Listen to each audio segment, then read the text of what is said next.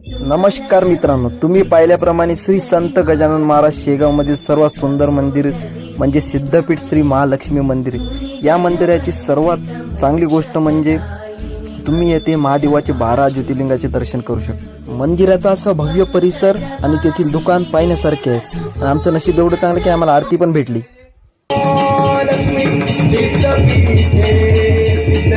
आरती झाल्यावर ज्या क्षणाची आम्ही आतुरतेने वाट पाहतो तो क्षण आलाच। मंदिरामध्ये महादेवाचे 12 ज्योतिर्लिंगाचे दर्शन घेण्यासाठी आम्ही मंदिरामध्ये निघालो। मंदिरामध्ये गेल्यावर मित्रांनो तुम्हाला सोमनाथ, महाकालेश्वर, ओंकारेश्वर, मल्लिकार्जुन, वैजनाथ, काशी विश्वनाथ, केदारनाथ, नागेश्वर, त्र्यंबकेश्वर आणि भीमाशंकर व रामेश्वर आणि शेवटी कृष्णेश्वर या सर्व 12 ज्योतिर्लिंगाचे दर्शन तुम्हाला इथे पाहण्यात मिळेल।